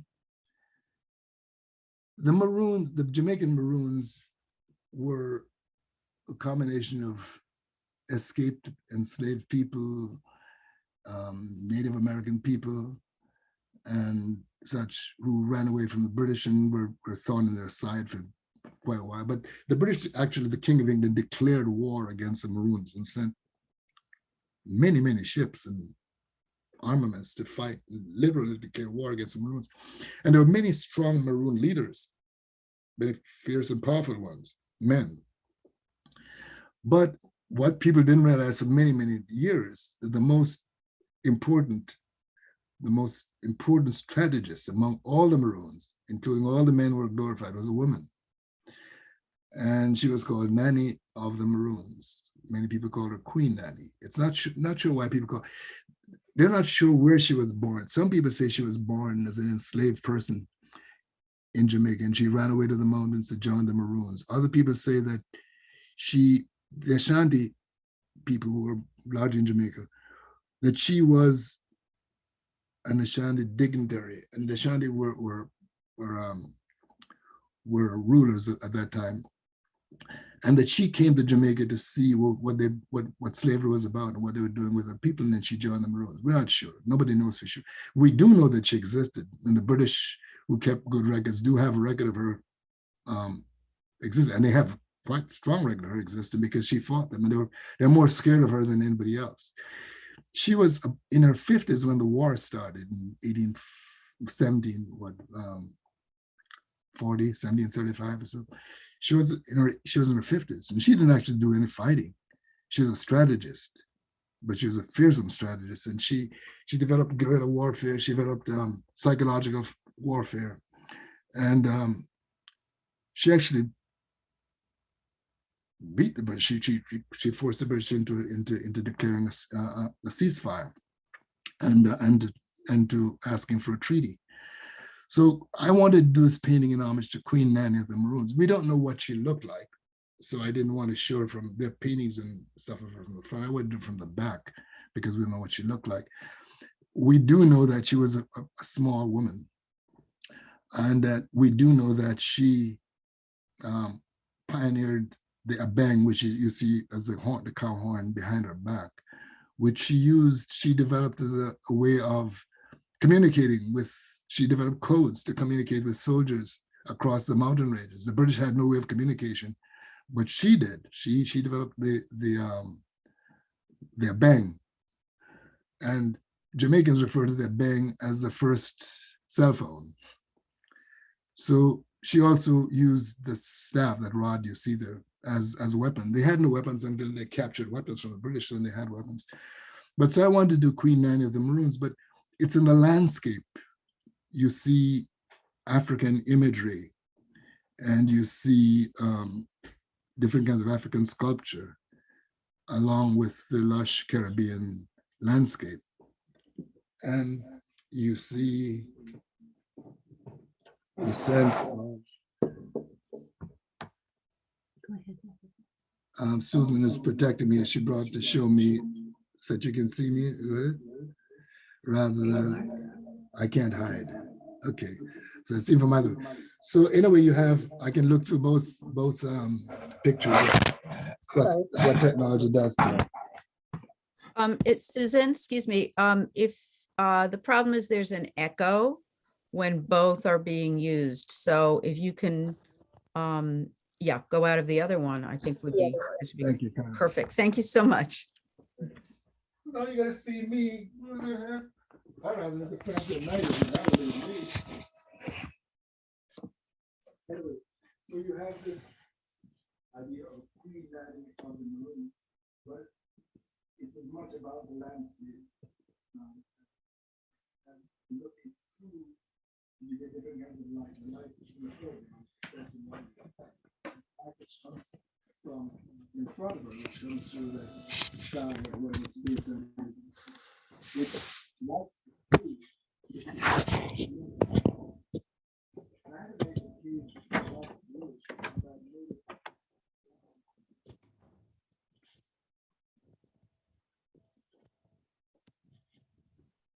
We're trying to deal with the sound now, everybody. Thank you so much for your patience. That's. I don't mind if you're having a problem as long as it's not me. Oh, that's better. It's working now. Thank you. Okay. What is working?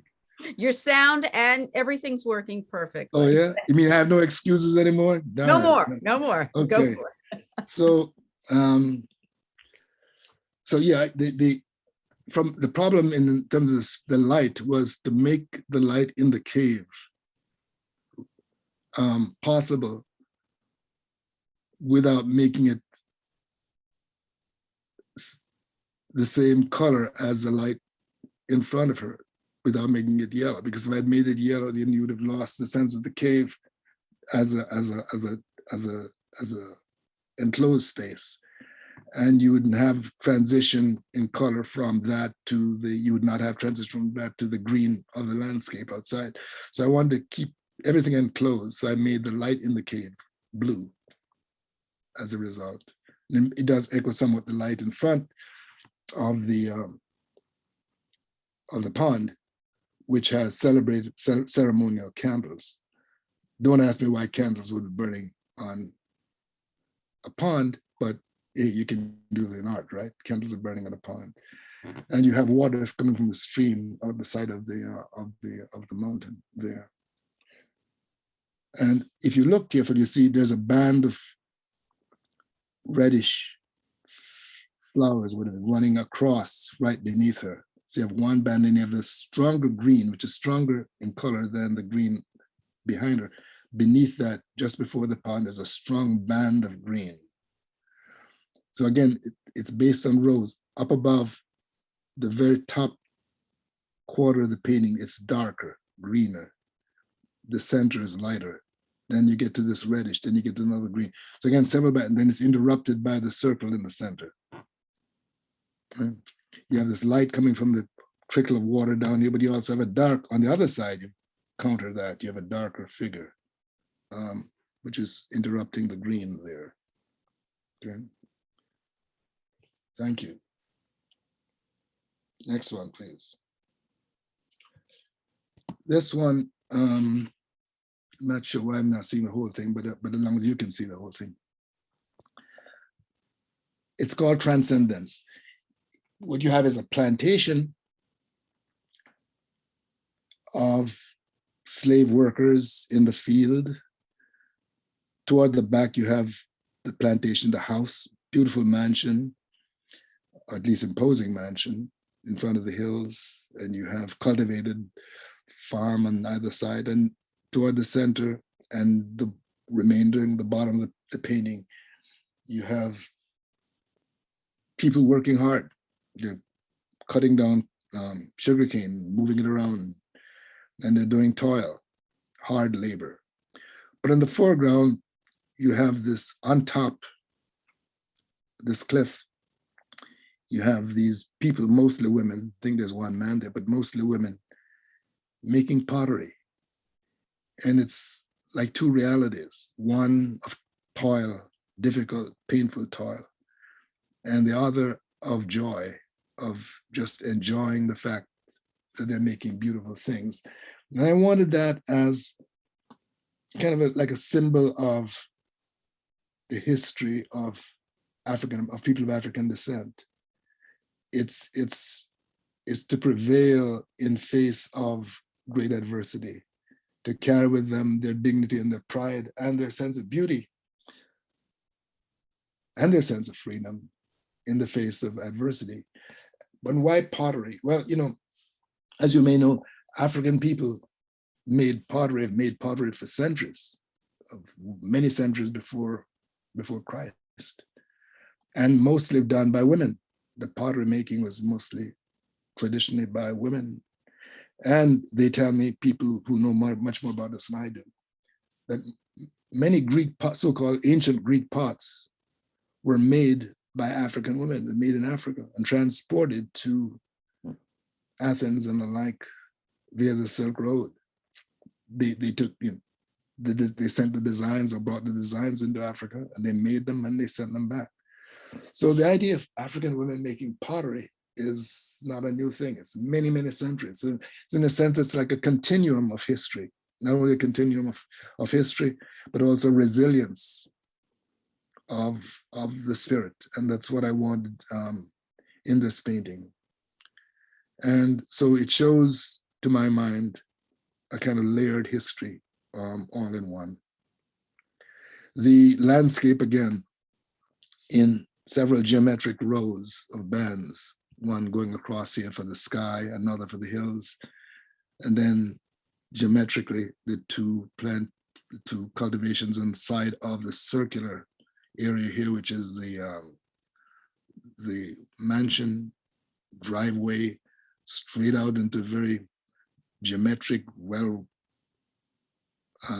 cultivated kind of walkway or driveway into the more less arranged, less well arranged area where people are working hard. And then you have this circular form, which forms the work of the enslaved people making pots. I'm not sure whether they're enslaved or free, but they're making pots. It's a counterpoint to, or counterpart to, this circular area, which is the pond of with the mansion.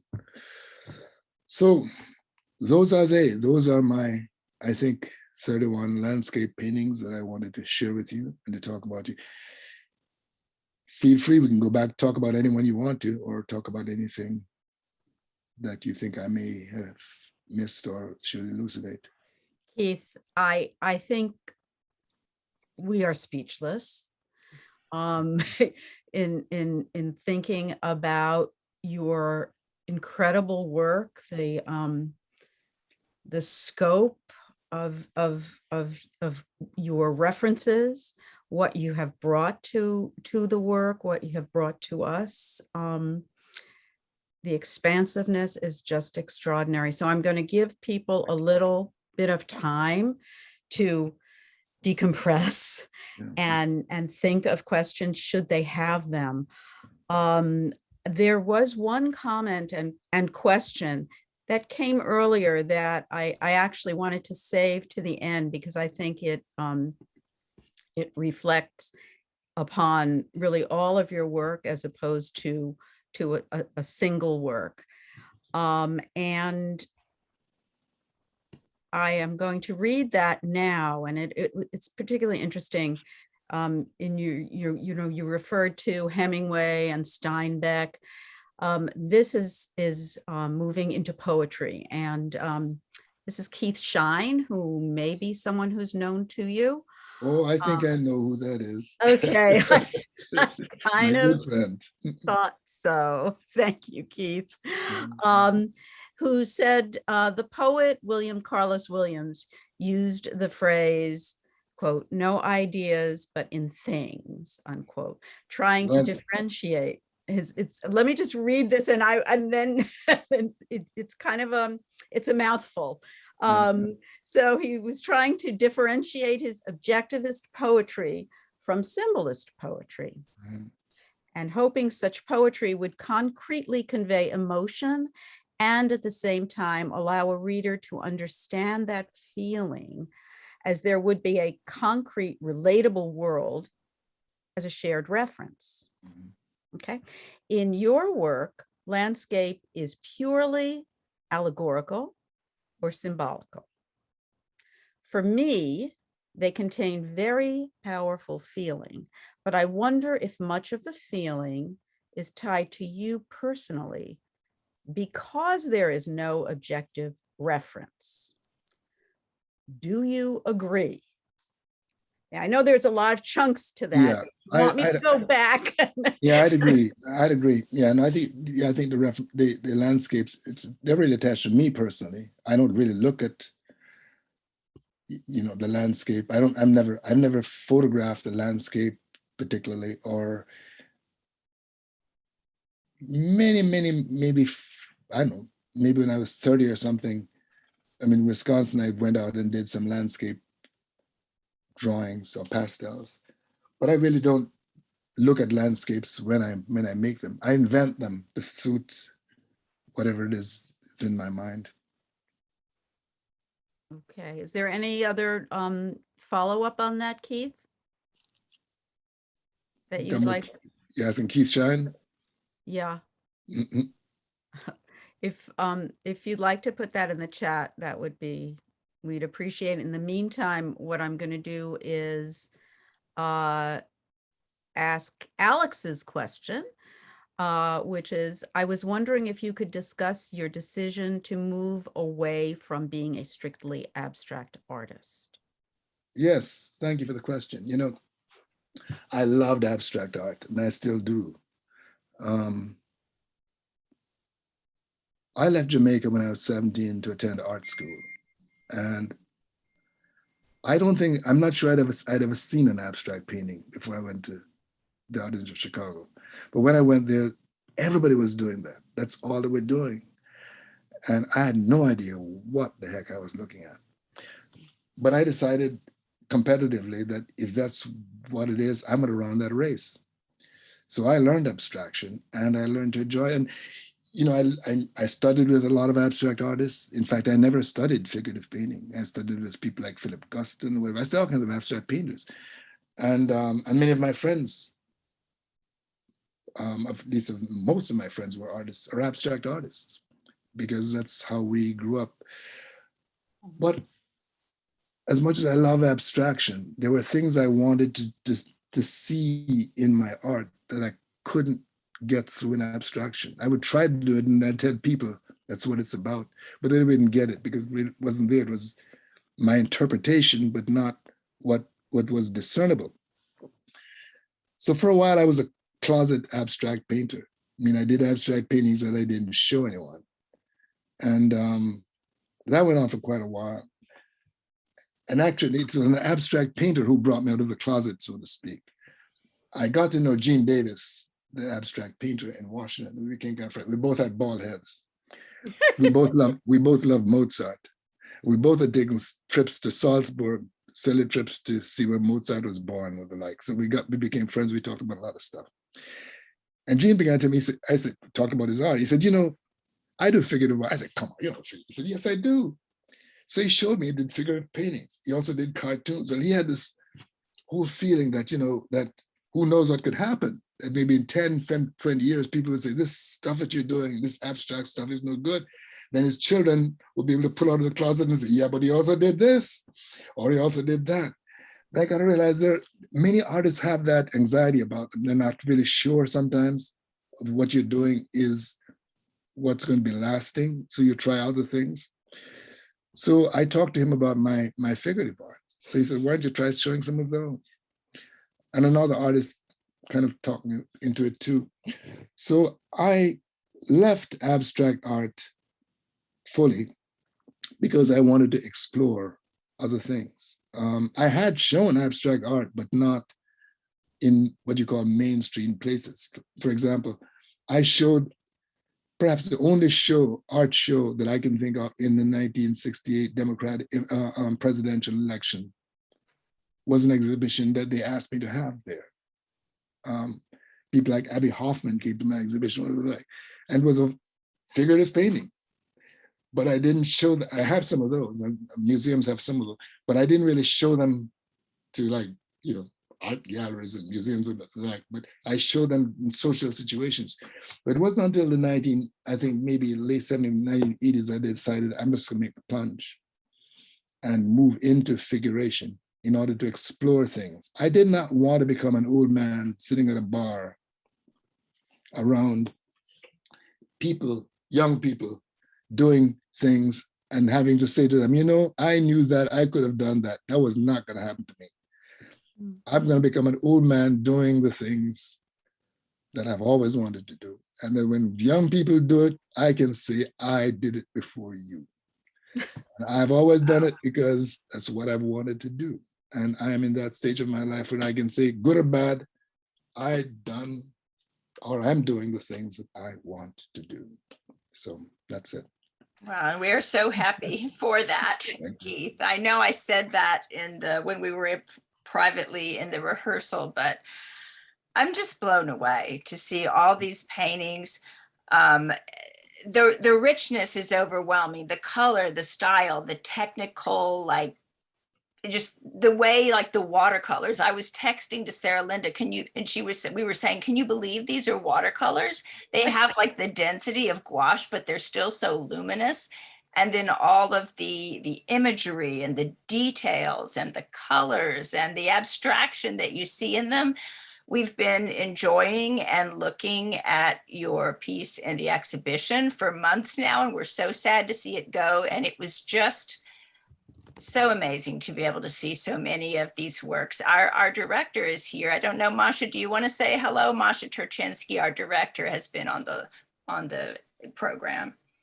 Thank you so much, Keith. Thank you, It's been an incredible tour de force, and I've been taking notes the entire time. And I thought to myself, first, I want to say to you, thank you for such a rich presentation. We owe you an extreme debt of gratitude for your generosity and your time, and for your art, which has been inspiring absolutely everyone that's been coming in. And I thought, oh, I'm going to keep track of the themes. And then I realized I was every minute as we went to another painting, global, mystical, transatlantic, urban, native, indigenous, Caribbean. Anyway, I just want to tell you, this has been, I think you just said it, Laura, mind blowing. Really, this has been such an honor for us to have your work at the Hudson River Museum. It will not be forgotten. So thank you. I'm humbled. It's my great honor. Thank you so much. And I want to just mention that if anyone on the call has not yet been to see African American art in the 20th century, where you can see Zombie Jamboree, which was the inspiration for all of this, that I never knew it could really happen. And I want to thank you so much, Keith, for agreeing to do this. But you can still see it through the 16th of January. So please, everyone, we're open tomorrow and then open again to the public this coming Thursday. And you still have a few days to make it over. And we really, really hope that you can. And you can see in person what Keith's been talking about and showing us. Thank you. And you're getting such wonderful comments in the chat about such generosity, Keith, as always. This is from Julie McGee. Terrific work and presentation. Thank you. So rich, just like the Caribbean. Thank you for sharing your beautiful artwork and interpretation with us. Thank you for such a beautiful presentation from one of our docents. I enjoyed the art and the history behind it. Franklin Knight, thanks for a fantastic presentation. Again, Keith, we thank you from the bottom of our hearts. This has just been the best way I could imagine to spend a Saturday afternoon. And thank you, Susan, for your help. Yes, thank you. Thank you, Susan. Too. Thank you. And thanks to Laura and to Masha and to all of you for being here. Have a wonderful, healthy new year. Indeed. And we hope to see you soon. Take care, everybody. Bye-bye.